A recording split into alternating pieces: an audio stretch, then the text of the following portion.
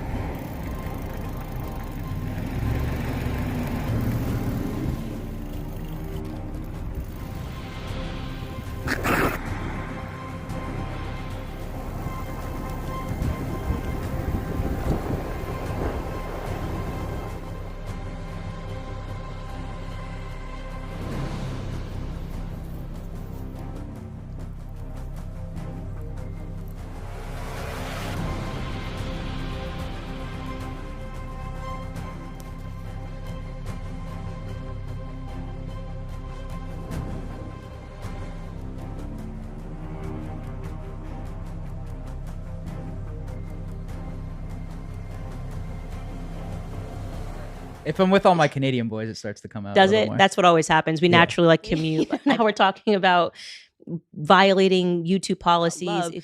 And obviously it's become about something else. And there is actually a sinister agenda that's going on. And I think what's happening around the world is people are seeing what's going on in America. They're obviously following, we are America, we're the United States of America. We are the most followed country culturally. And they're going, we don't want that to happen here. You know, it's disturbing. And by the way, have you been to Africa? No. If you speak to Africans, where did Matt go? Mabash?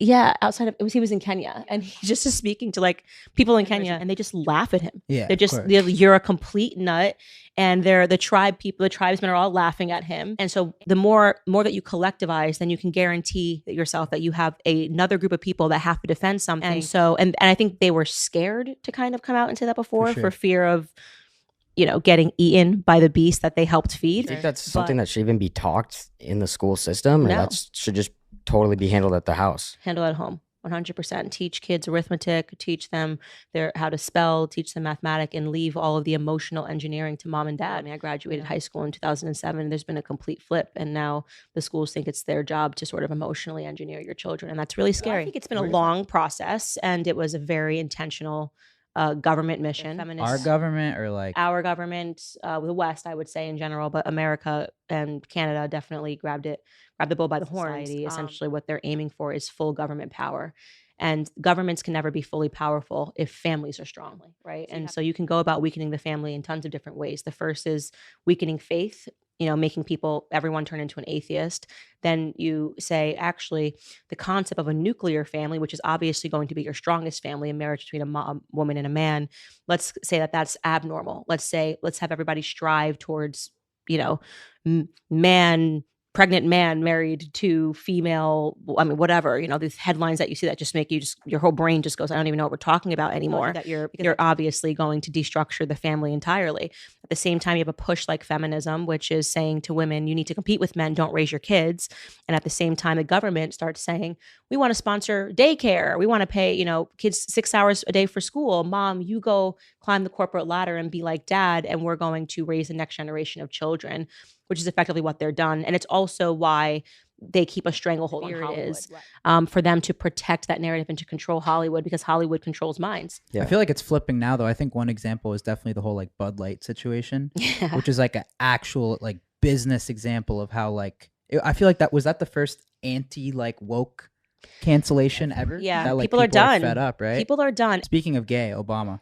Do you think he's gay? 152%.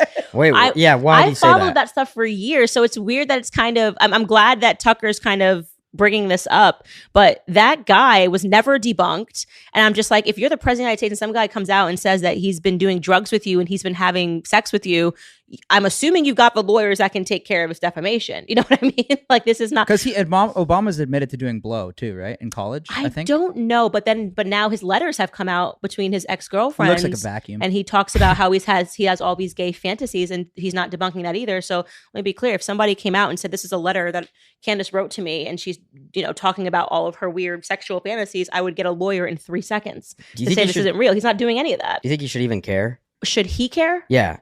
If it's fake, I think definitely he has children. It's kind of pretty gnarly to think that someone's going out there and saying that you're not only a homosexual, which would mean that your entire marriage is a sham and a lie, but also that you were doing crack. I think that's pretty big, right? I mean, I would personally care no matter how old I was. I would never let somebody tarnish a reputation if it wasn't true.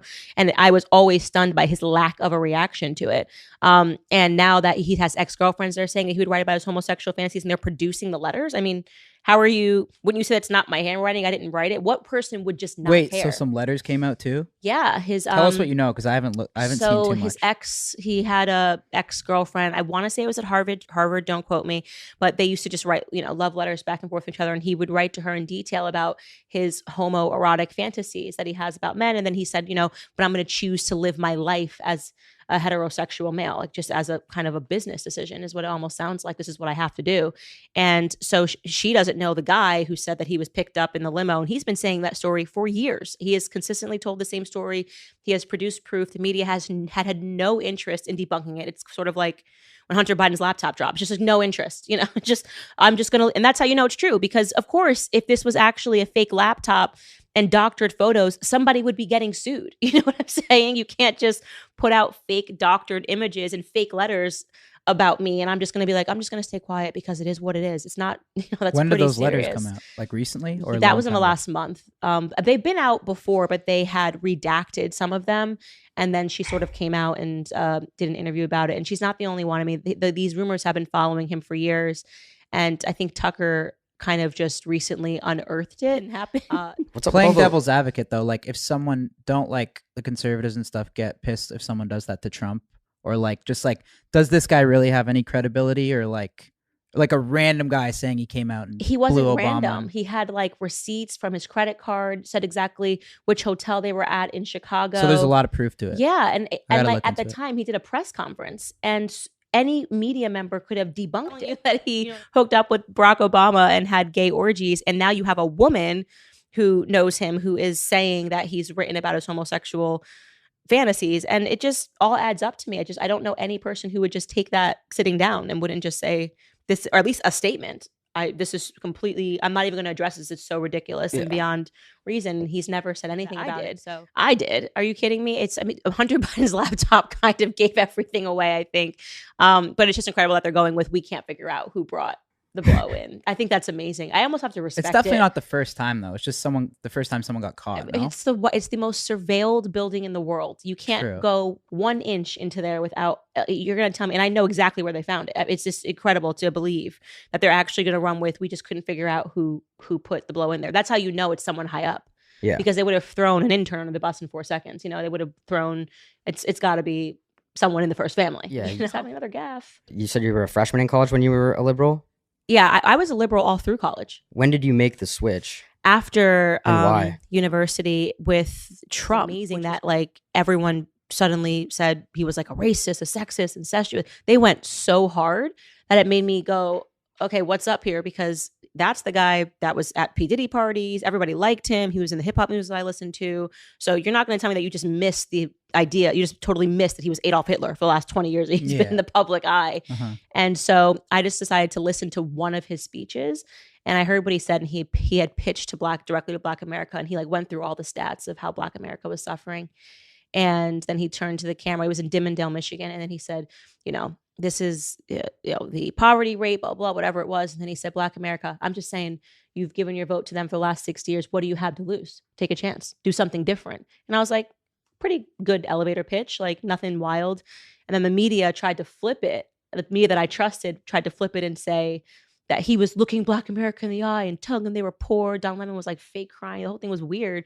And it actually just piqued my interest of how many times do they say that he said something that he didn't say, how many times, because I actually happened to catch that speech.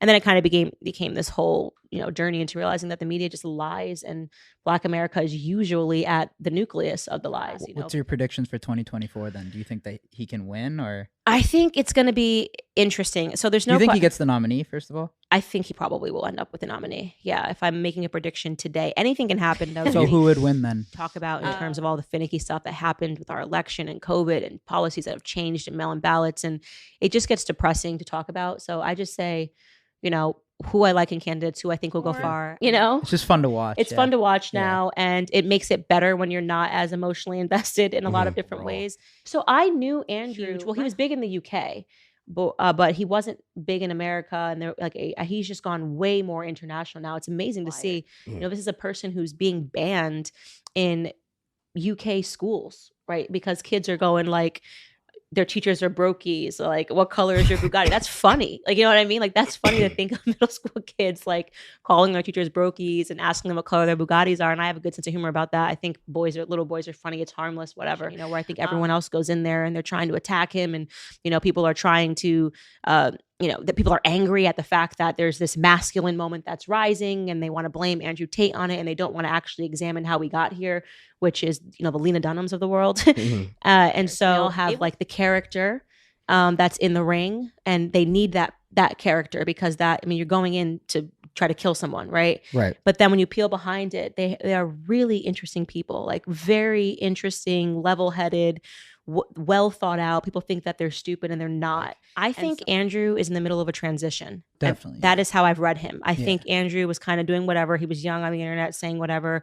And now a lot of that stuff is trying to come back to haunt him, but he's just like doesn't care, because they come from fatherless backgrounds, and they're looking for that paternity elsewhere, and you've become this cultural figure. And so with great power comes great responsibility. And I've seen him making that transition. And I've tried to communicate that to people who don't understand that. Why wasn't he, a perfect Christian conservative? Because he didn't have the opportunities you had in life. And he did pretty darn good for himself. So let's give him a runway to really do some good. And I think he's doing that right now. Yeah, because I think he was some of the shit he was saying, he was just completely trolling. Yeah, like he was like a very serious stand-up comedian.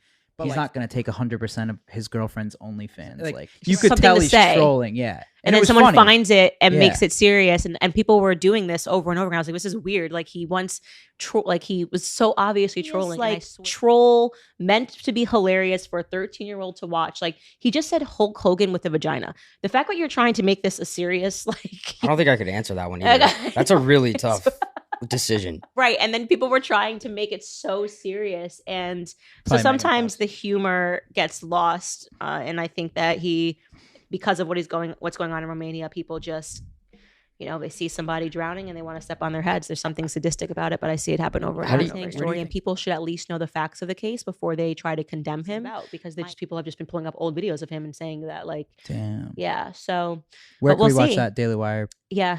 Plus, if you look up, I think it's just look up Candace Owens, Andrew Tate. I think I've only done a couple of episodes talking about it. Wow, Happy. That was amazing. I thought the whole no more skinny cam bullshit was just a saying. I guess not. Hey, Happy, hi. Hey, babe. Hi, honey. How's work? It was good. Why are you still in bed? I'm just reading. With a happy dad? I mean, it's Friday, right? Thank God, honestly.